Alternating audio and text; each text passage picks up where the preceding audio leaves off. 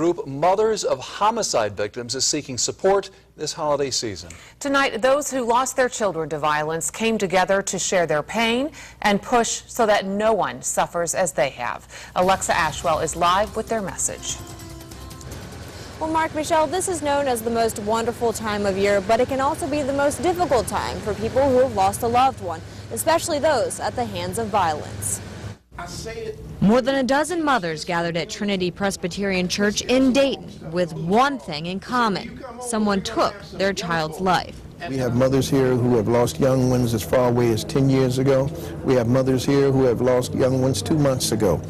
They're sharing stories. Mothers who have been here are talking about how they made it over. Shantae Miles lost 2 sons last year. It makes it even harder to even try to get through not just the holidays, but get through a day. According to police, Shantae's son, Mark, shot and killed his brother, Kevin Valentine, during an argument, then turned the gun on himself.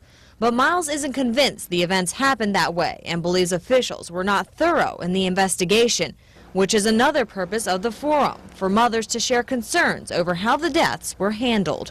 We're here to give these mothers the opportunity to tell their stories so that we can gather information and actually get it to the hands that they can do the most good, and that would be the police department. Sitting beside Miles was Christy Martin, the mother of 14-year-old Mr. Dwayne Martin Sidner. Sidner was stabbed to death in a senior living complex 2 months ago.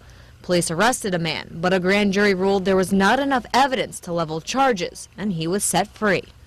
He killed my son, my 14-year-old son, and traumatized these 2 other children that were there. They're going to have to live with that for the rest of their lives as well.